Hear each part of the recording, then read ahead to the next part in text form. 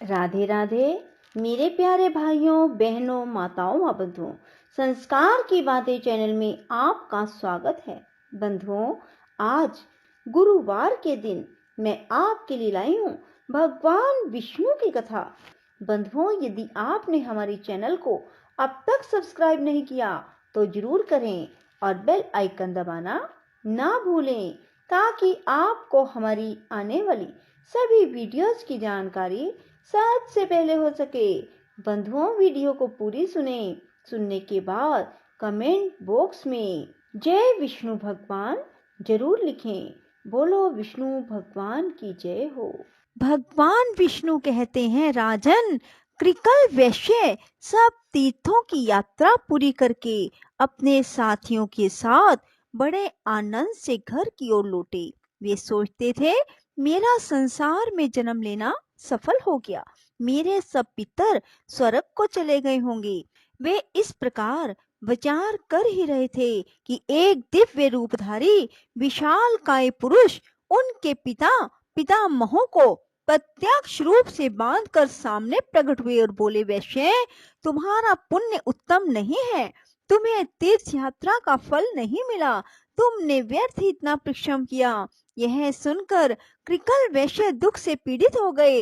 उन्होंने पूछा, आप कौन हैं जो ऐसी बात कह रहे हैं? मेरे पितामह क्यों बांधे गए हैं? मुझे तीर्थ का फल क्यों नहीं मिला? धर्म ने कहा, जो धार्मिक आचार और उत्तम व्रत का पालन करने वाली, श्रेष्ठ गुणों से विभूषित, पुण्य में अनुराग रखने वाली, पुण्यमयी पतिव्रता पत्नी को अकेली छोड़कर धर्म करने के लिए बाहर जाता है, उसका किया हुआ सारा धर्म व्यर्थ हो जाता है। इसमें तनिक भी संदेह नहीं है।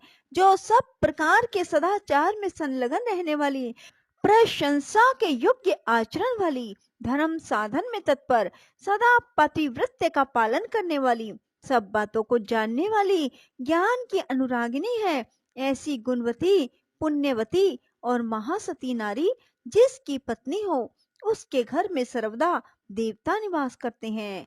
पितर भी उसके घर में रहकर निरंतर उसके यश की कामना करते रहते हैं। गंगा आदि पवित्र नदियां, सागर, यज्ञ, गो, ऋषि, संपूर्ण तीर्थ भी उस घर में मौजूद रहते हैं।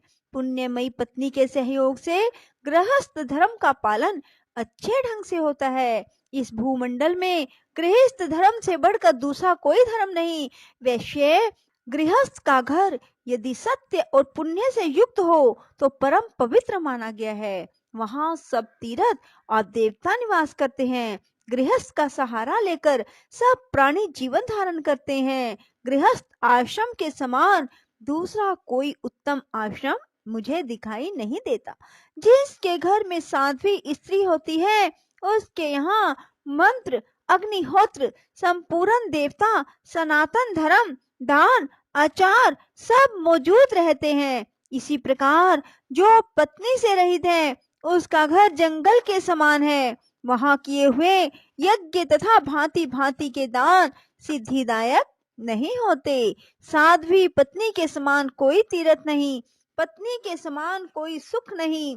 संसार से तारने के लिए, कल्याण साधन के लिए पत्नी के समान कोई पुण्य नहीं। जो अपनी धर्म परायणा सती नारी को छोड़कर चला जाता है, वह मनुष्य में अधम है।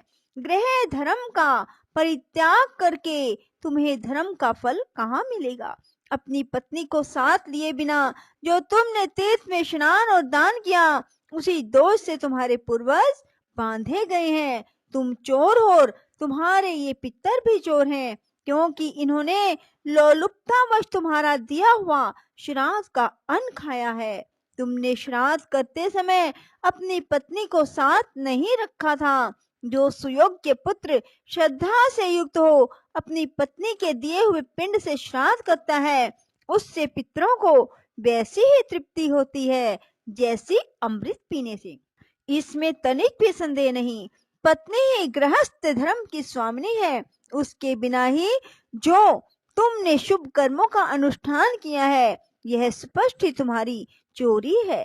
जब पत्नी अपने हाथ से अन्न तैयार करके देती है, तो वह अमृत के समान मधुर होता है, उसी अन्न को पितर प्रसन्न होकर भोजन करते हैं और उसी से उन्हें विशेष संतोष और तृप्ति होती है।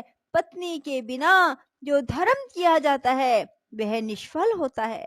कृकल ने पूछा, धर्म, अब कैसे मुझे सिद्धि प्राप्त होगी और किस प्रकार मेरे पितरों को बंधन से छुटकारा मिलेगा? धर्म ने कहा, महाभाग, अपने घर जाओ। तुम्हारी धर्म परायण पुण्यवती पत्नी शुक्ला तुम्हारे बिना बहुत दुखी हो गई थी।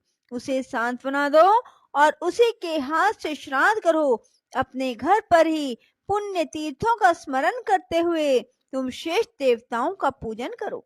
इससे तुम्हारी की हुई तीर्थ यात्रा सफल हो जाएगी। भगवान श्री विष्णु कहते हैं, राजन, यो कहकर धर्म जैसे आए थे वैसे ही लौट गए। परम बुद्धिमान कृकल भी अपने घर गए और पतिव्रता पत्नी को देखकर मन ही मन बहुत प्रसन्न हुए। शुक्ला ने स्वामी को आया देख उनके शुभ आगमन के उपलक्ष्य में मांगलिक कार्य किए। इसके बाद धर्मात्मा वैश्य ने धर्म की सारी चेष्टा बतलाई। स्वामी के आनंददायक वचन सुनकर महाभागा शुक्ला को बड़ा हर्ष हुआ। उसके बाद कृकल ने घर पर ही रहकर पत्नी के साथ श्रद्धा पूर्वक श्राद्ध और देव पूजन आदि पुण्य कर्म का अनुष्ठान किया। इससे प्रसन्न होकर देवता, पितर और मुनिगण विमानों के द्वारा वहां आए और महात्मा कृकल और उसकी महानुभावा पत्नी दोनों की सराहना करने लगे। मैं, ब्रह्मा और महादेव जी भी अपनी अपनी देवी के साथ वहां गए। संपूर्ण देवता उस सती के सत्य से संतुष्ट थे। सब ने उन दोनों पति पत्नी से कहा, सुव्रत, तुम्हारा कल्याण हो, तुम अपनी पत्नी के साथ वर मांगो। कृकल ने पूछा, देववरों, मेरे किस पुण्य और तप के प्रसंग से पत्नी सहित मुझे वर देने को आप लोग पधारे हैं? इंद्र ने कहा, यह महाभागा शुक्ला सती है। इसके सत्य से संतुष्ट होकर हम लोग तुम्हें वर देना चाहते हैं। यह कहकर इंद्र ने उसके सतीत्व की परीक्षा का सारा वृतांत थोड़े में कह सुनाया। उसके सदाचार का महात्म सुनकर उसके स्वामी को बड़ी प्रसन्नता हुई। हर्ष उल्लास से कृकल के नेत्र डबडबा आए। धर्मात्मा वैश्य ने पत्नी के साथ समस्त देवताओं को बारंबार साष्टांग प्रणाम किया और कहा, महाभाग देवगण, आप सब लोग प्रसन्न हो। तीनों सनातन देवता ब्रह्मा, विष्णु, शिव हम पर संतुष्ट हो। अन्य जो पुण्य आत्मा ऋषि मुझ पर कृपा करके यहाँ पधारे हैं वे भी प्रसन्नता प्राप्त करें। मैं सदा भगवान की भक्ति करता रहूं। आप लोगों की कृपा से धर्म तथा सत्य में मेरा निरंतर अनुराग बना रहे। इसके बाद अंत में पत्नी और पितर के साथ मैं भगवान श्री विष्णु के धाम में जाना चाहता हूँ। देवता बोले, महाभाग एवं मस्तु, यह सब कुछ तुम्हें प्राप्त होगा। भगवान श्री विष्णु ने कहा, राजन, यह कहकर देवताओं ने उन दोनों पति पत्नी के ऊपर फूलों की वर्षा की, ललित, मधुर और पवित्र संगीत सुनाया। वर देकर वे उस पतिव्रता की स्तुति करते हुए अपने अपने लोक को चले गए। इस परम उत्तम और पवित्र उपाख्यान मैंने पूर्ण रूप से तुम्हें सुनाया। राजन, जो मनुष्य इसे सुनता है वह सब पापों से मुक्त हो जाता है। स्त्री मात्र को शुक्ला का उपाख्यान श्रद्धा पूर्वक सुनना चाहिए। इसके श्रवण से वह सौभाग्य, स्थित्व, पुत्र पौत्रों से युक्त होती है। इतना ही नहीं, पति के साथ सुखी रहकर वह निरंतर आनंद का अनुभव करती है। बोलो विष्णु भगवान की जय हो। राधे राधे। जय श्री कृष्णा। बंधुओं, यदि आपको हमारी वीडियो पसंद आए तो इसे लाइक करें और शेयर भी जरूर करें। धन्यवाद।